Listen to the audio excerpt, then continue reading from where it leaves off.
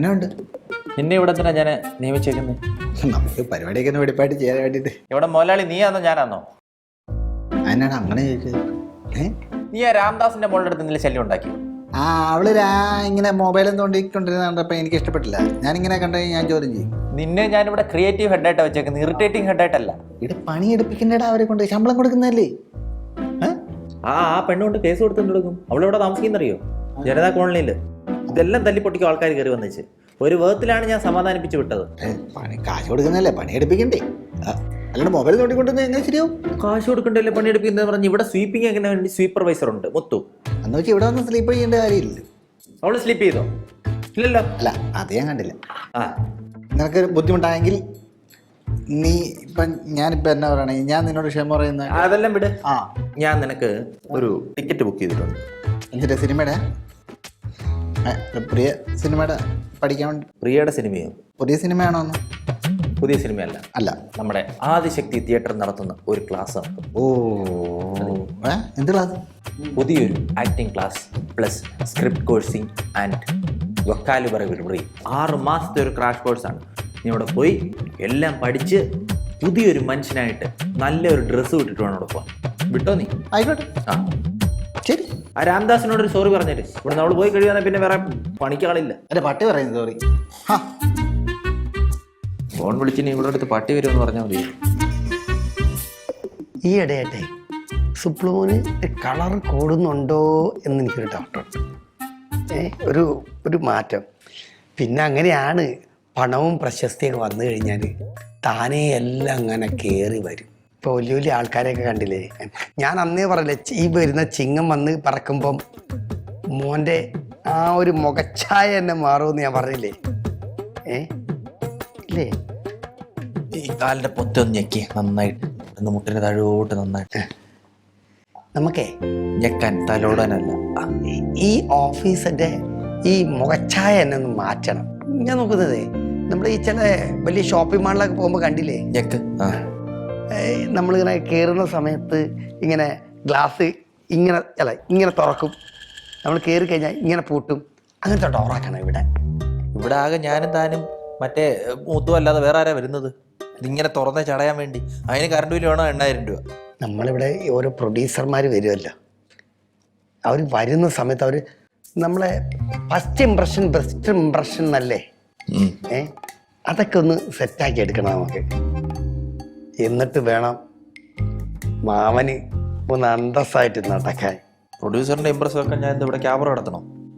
അതല്ല മോനെ. പിന്നെ നമുക്ക് ഫ്രണ്ടിലൊരു വലിയൊരു CC ക്യാമറ വെക്കണം. നമ്മളെ റോഡിലൊക്കെ കണ്ടില്ലേ ഇങ്ങനെ? അതല്ലെങ്കിലും വെക്കണം. താൻ ഇവിടെ എന്തോ ആക്ടിവിറ്റീസ് ചെയ്യുന്നത് എനിക്കറിയണം. തിരുമ്പ് നന്നായിട്ട്.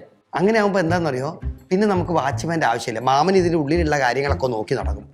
അങ്ങനെ അന്ന് ശരിയാ. CCTV ക്യാമറ 2000 രൂപയ്ക്ക് മേടിച്ച് വെക്കാന്ന് 15000 രൂപ ശമ്പളം കൊടുത്ത് തന്നെ ഇവിടെ നിർത്തണ്ടായിരുന്നു. നല്ല ഐഡിയ അല്ല? അപ്പം നാട്ടിൽ തിരിച്ച് ഇനിയിപ്പം ഏതൊക്കെ പടമൊക്കെ വന്നിട്ടുണ്ടെന്ന് പറഞ്ഞല്ലോ. അപ്പോൾ എനിക്ക് ഓയിൽമെൻ്റ് ഒക്കെ കൂട്ടുമായിരിക്കും അല്ലേ? ശമ്പളത്തിൻ്റെ കൂടെ. ശമ്പളത്തിൻ്റെ കൂടെ എന്തോ കൂട്ടുമെന്ന്? ഓളിമെന്റ്. ഇൻക്രിമെന്റ്. അത് തന്നെ മറ്റേ കൊച്ചു പറഞ്ഞതാ, അതൊക്കെ കൂടും. ഇപ്പൊ 12 രൂപ വെച്ച് കിട്ടുന്നില്ലയോ? 10 രൂപ വെച്ച് തരാം അടുത്ത മാസം തൊട്ട്. സന്തോഷിക്കുക. ദാരിദ്ര്യം. അല്ല മോനെ, ഈ നളിനാശനെ കാണുന്നില്ലല്ലോ, അവനെ പറഞ്ഞു വിട്ടത് നന്നായി. അവനെ ഞാനൊരു കാട്ടിലേക്ക് പറഞ്ഞു വിട്ടേക്കുക. ഏത് കാട്ട്? ഇവിടുന്ന് ആ പെൺകുട്ടി ശല്യം ചെയ്തേന്. പക്ഷെ വിചാരിച്ചേക്കുന്ന ഫിലിമിന്റെ എന്തോ ക്യാമ്പ് ആണോ?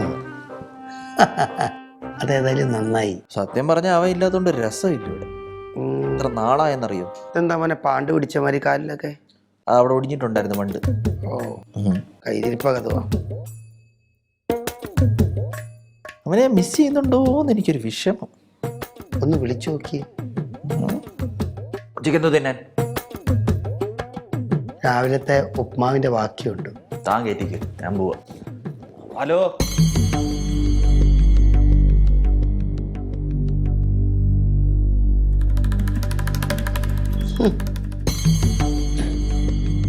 തനം കേട്ടാ വിചാരിക്കും ഇവൻ കോലത്തെ തമ്പുരാന്നാണ്.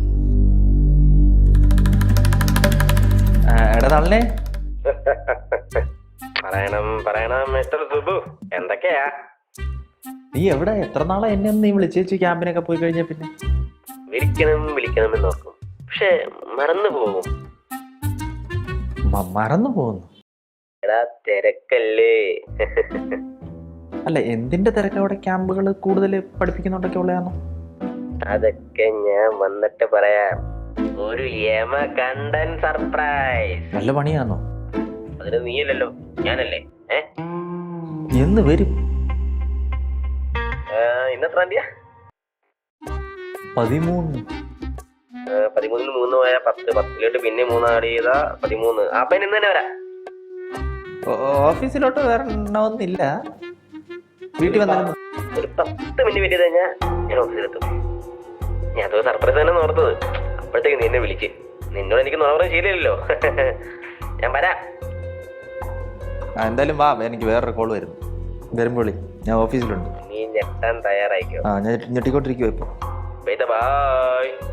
ബൈ. സർപ്രൈസോ? നീ എവിടെ തന്നെ പുതിയ അടി കിട്ടി കാണും? ഓമരാളെ കണ്ടു ഞാൻ പൂങ്കിനാവിൽ. 2 ദിവസമായി ഇന്നത്തെ പത്രം വായിച്ചിട്ട്.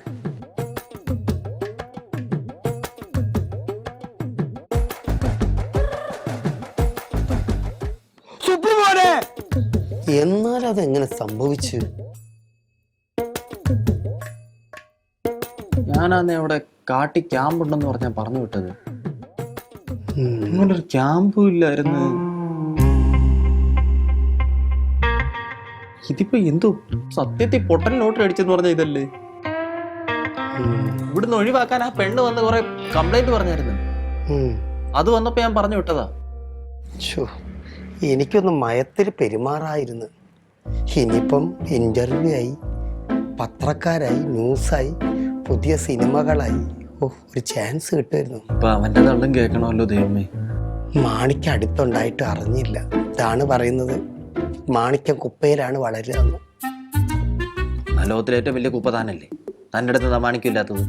സുപ്ലുമോനെ എടുത്തു ചാട്ടാ ഇതിനൊക്കെ കാരണം.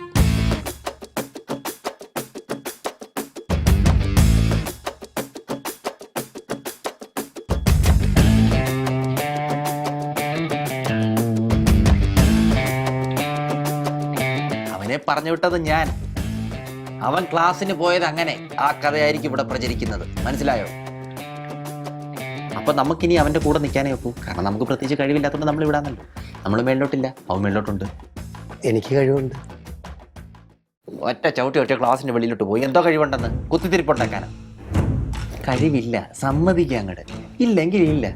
അതിപ്പോ ആർക്ക് ആരെങ്കിലും ജസ്റ്റിഫൈ ചെയ്യാൻ ഒക്കൂല്ല. നമുക്ക് പറ്റാത്തോണ്ടല്ലേ.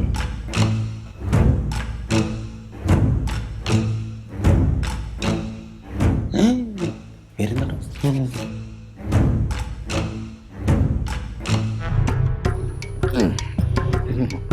കണ്ടു കാണുമല്ലോ അല്ലേ? പത്രത്തിലൊക്കെ കണ്ട്.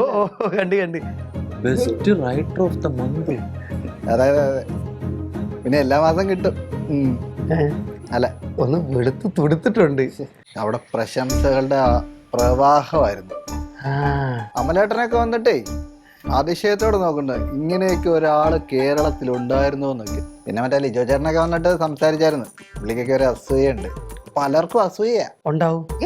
എടാ ഞാനല്ലേ പറഞ്ഞു വിട്ടെ, എനിക്കല്ല. ഞാൻ ഈ ഇതിൽ ഏറ്റവും കൂടുതൽ ഗ്രാറ്റിറ്റ്യൂഡ് എന്നോടാണ് വേണ്ടത്, മനസ്സിലായോ? നിന്നെ അവിടെ കാട്ടി പറഞ്ഞു വിട്ടത് ആരാ പറഞ്ഞു വിട്ടത്? ശരി, പക്ഷെ എനിക്ക് ഇങ്ങനെ ഒരു അവാർഡ് കിട്ടിയപ്പോ ഇവനൊരു ഇത്തിരി അസൂയ. ആര് പറഞ്ഞ അവാർഡ് കിട്ടി? ഞാൻ ആ പേപ്പറെ ഞാൻ മടക്കാതെ എന്റെ കൈ വെച്ചേക്കോ. നോക്ക്, ഫസ്റ്റ് നിന്റെ പല്ലായിരിക്കും. നോക്ക്,